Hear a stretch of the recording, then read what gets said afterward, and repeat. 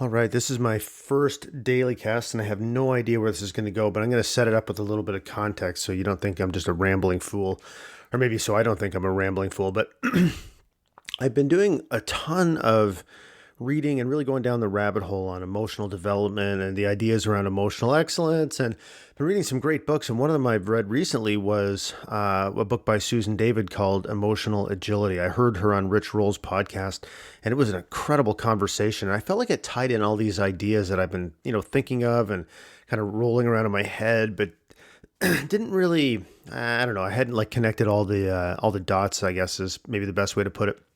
But one of the things she talked about was research around expressive writing. So there's this dude, James Pennebaker. I think he was the chair of psychology, maybe at Harvard.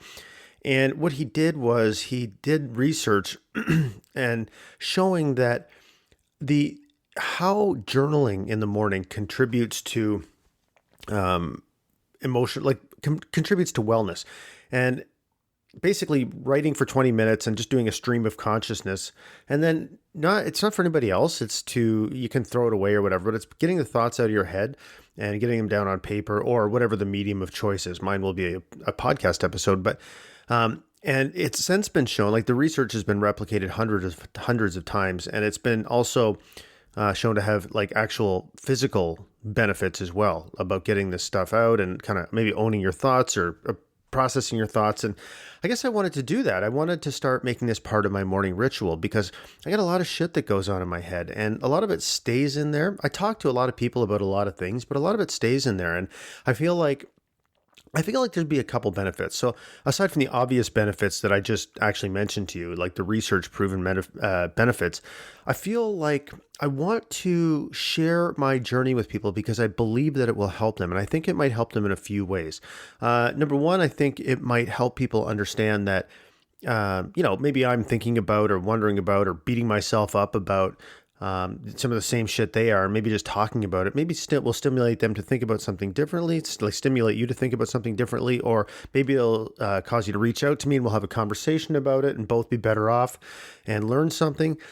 But I think even another thing that's really important is I want people to see that I got all the same shit going on in my head as everybody else, my own special, unique version of it. But because I think what people do sometimes, and I've been guilty of this as well, is when we see somebody who we think is doing, quote, air quotes, better than us, or maybe further along in their journey, somehow I think we can put them on a pedestal because our own story, the stories we tell ourselves, is that if somebody else is doing something different or that we want to do and haven't achieved yet or whatever, then, they're better than us somehow. And man, that is such horse shit. Oh my God. We're all just trying to figure stuff out. So, so I want to kind of, if there's anybody out there, maybe there is nobody, but if there is anybody out there that is kind of holds this illusion, I want to dispel it because I'm a human being and just like all of us, and I have the same shit and thoughts and insecurities that other people have. So, so I guess that's really, as far as setting that up goes, that's really all I want to do. So I'm going to make this part of my morning ritual. And so to start off, I'll say, like, when I think about doing that, one of the things that goes through my head is, okay, I say I'm going to make it a morning ritual. Why do I always do shit like this? Because what if I don't, then I put all this, I feel like I'm putting all this pressure on myself to make, if it's a morning ritual, then it's something I need to do every day. And if I don't do it every day, then I'm not living up to my commitments. And what does that say about me as a human being? And blah, blah, blah. And I'm really trying to think about this as an exercise, as an experiment, and to say, how can I do this? And, just see what works and see how often feels good for me to do it. Like I even named it the DailyCast, to put all this fucking pressure on myself to do it every day. And I know realistically, I'm not going to do it every day. So I want to be okay with that because I know that if I am okay with, the twists and turns that life takes, like ultimately it doesn't fucking matter if I do this thing every day. What matters is that I do it, and that I make it, you know what? I don't even really know what matters when it comes to this thing. So what I'm saying is today I'm doing a daily cast, and the way I'm thinking about it is, see, What I want to say is, in my ideal world, I will do it every day, but I'm doing this daily cast today. That's it. Okay. What happens after today doesn't matter. So this is a perfect example of the fucking trap I do to myself all the time. So to be fully present in this moment, this is the only daily cast that matters. And I'm going to ignore the fact that I called it a daily cast and just try to, get some of these thoughts out of my head. So one of the things I'm really trying to think about a lot is, and really, I call it struggling, and I don't know if it's struggling, and I don't even know if I feel like labeling it as struggling is a stupid thing to do. And then labeling struggling is stupid. Labeling the label of struggling as stupid is a stupid thing to do. So I feel, so what I am trying to figure out, so, it's really interesting because it's crazy. I'm trying to be so intentional about the language I use. And because I know it shapes how I view the world. And I feel like a lot of times, quite frequently, I have this story running through my head where I'm using not words that maybe there's better words or ways of framing things in my own head to make my thoughts more, I don't want to say positive, but make them more something. I'm not sure what that something is. So, but see, when I say the word struggling, I feel like it makes it sound to me like it's a problem, like, and then I ask myself, why do I think struggling is a problem? Why do I think that right now? I don't think I normally think that. So let me think about this for a second, because so maybe we'll come back to that. The idea of this expressive writing protocol from James Pennebaker is it's just getting things out of your head without punctuation, without, just barfing it out and then moving on. So that's what I'm doing. But I'm judging myself right now because what I'm thinking is, oh my God, you fucking freak. You're going to put out this podcast that is basically just you rambling like an idiot and nobody will find any value in it. And it'll probably like damage your credibility. Although logically, I know that's not true, but that is a thought that's going through my head right now. And it's not going to stop me from doing it because I understand that pain is discomfort is the price of admission to a meaningful life. Not my quote, Susan David again. But what I'm trying to figure out right now is how do I grow this business, and in the context of keeping my family and what's important to me, in the right spot. Like, so for example, right now, I'm working full time. I actually love my job. I love it more than I ever could have imagined, actually, which is an amazing thing. But you know what? It takes up a good chunk of my time, right? Like, obviously, going back to working full time 4 or 5 months ago, radically changed how my days were structured. And I actually kind of like it because there's a lot of benefits that come from it. But at the same time, I am so passionate about this business, about helping people, helping men especially, but people in general, but I mean, especially men, begin the journey of emotional excellence and helping them create better relationships with their family and setting and achieving wildly important goals and uncovering their strengths and asking powerful questions. That's why we're doing these mastermind groups. And so we have 2 mastermind groups going on right now.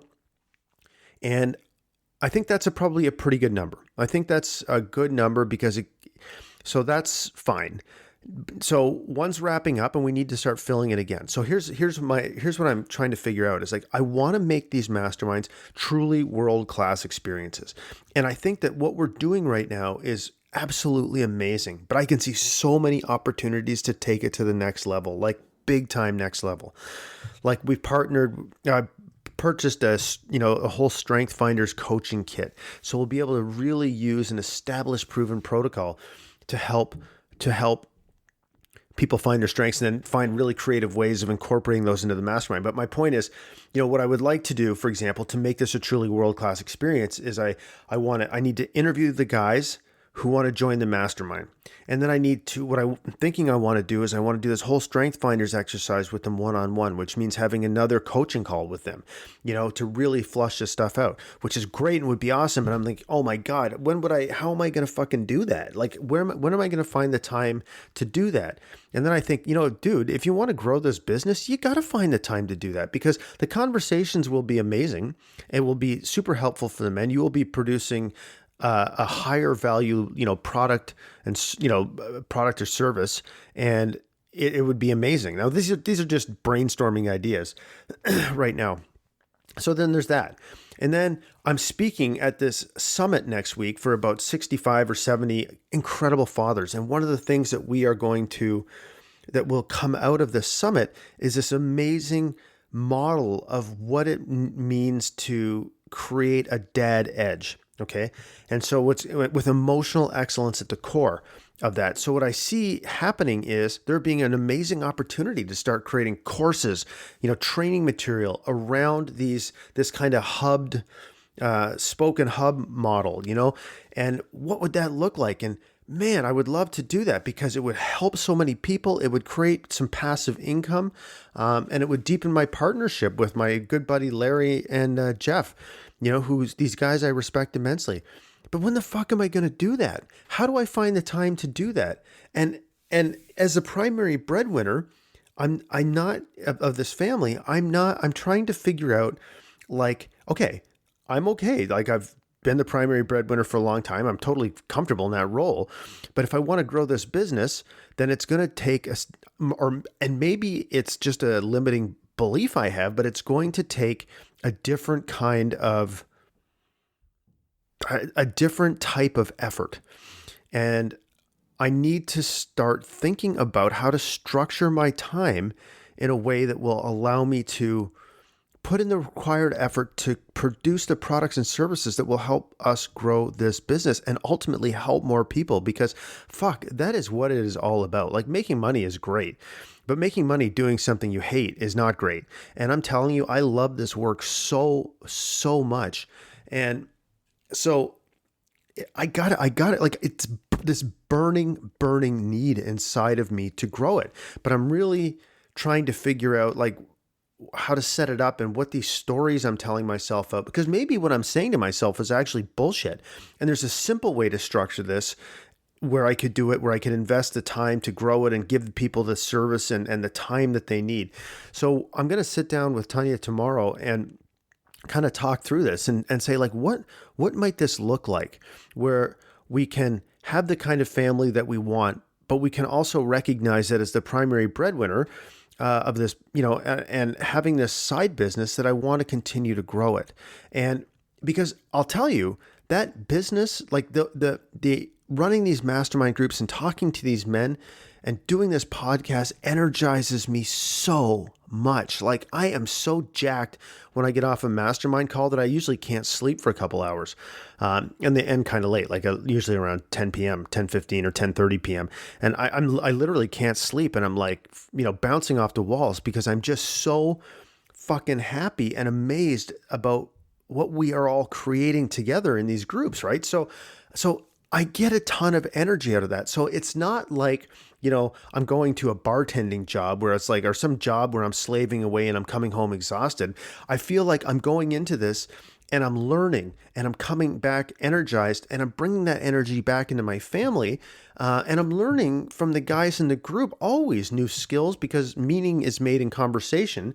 And the more conversations I have, the more I learn. So I feel like I bring a better version of myself back to my family.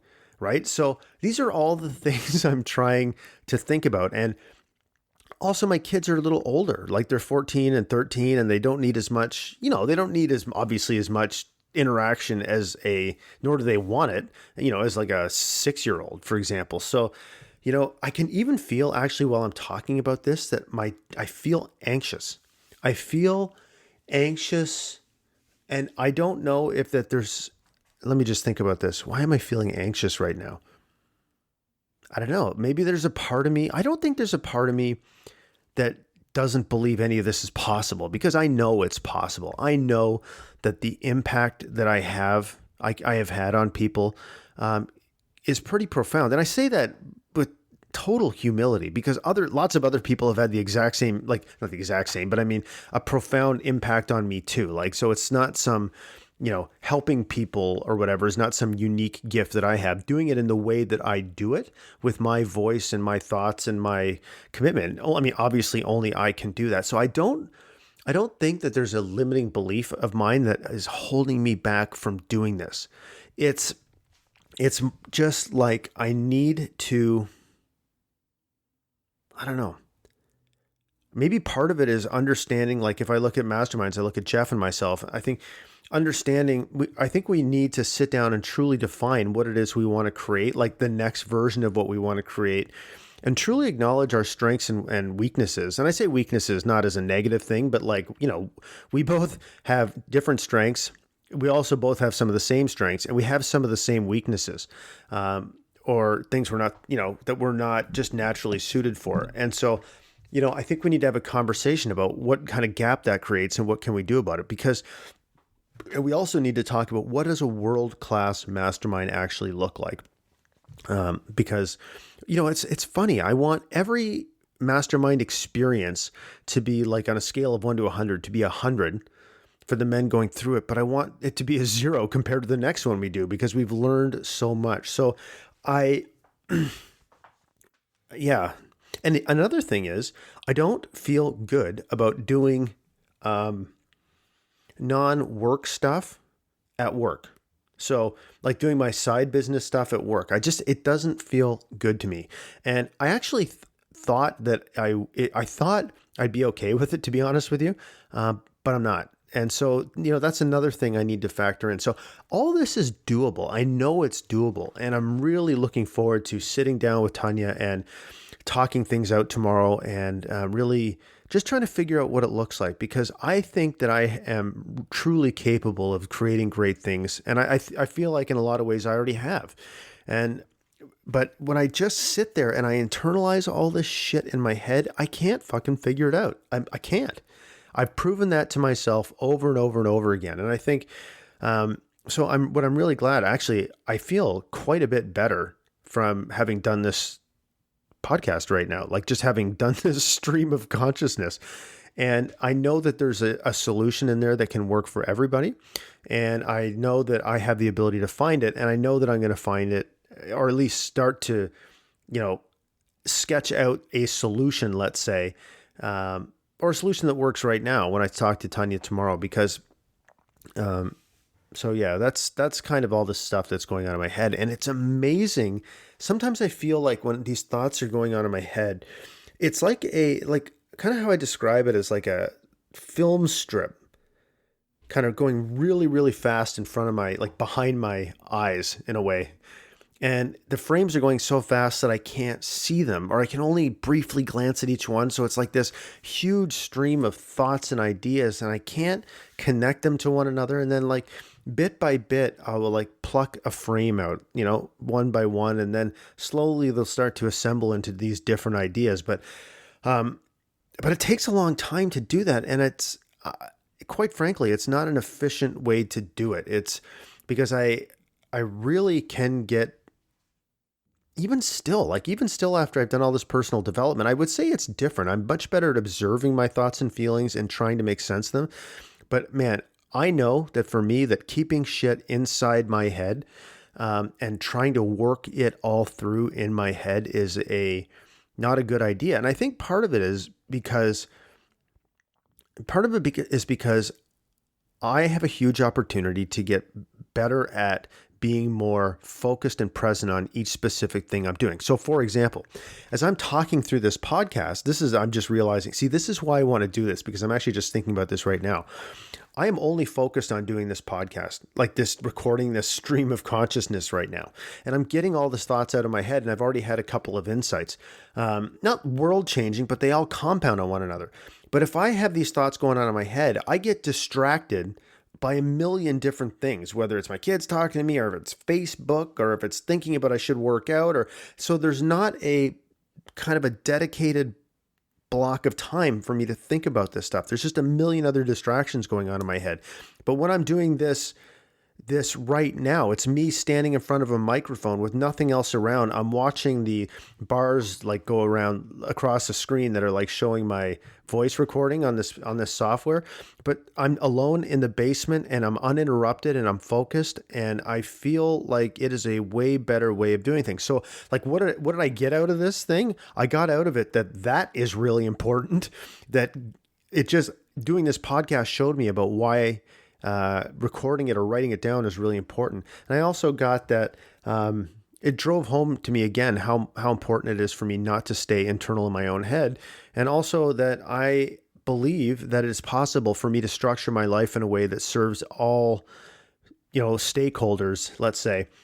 So I guess that's it. So we're off to Toronto for the day, spend a day there with my family. It's Mel's 13th birthday present, so we're going to go to the CN Tower. I'm going to be totally present. I'm not bringing my phone. Wouldn't even consider that nowadays. And I think that's a wonderful thing. So thanks for listening to the ramble. This is the first daily cast, and I don't know if you found it helpful, but ultimately I found it helpful. And if I found it helpful, that allows me to bring a better version of myself into the world, which allows me to be more effective and more fulfilled and live a more meaningful life and help more people. So I think I'm going to continue doing this, but I'm not going to put any pressure on myself to call it, I already called it a daily cast. Okay, I'm done. Later.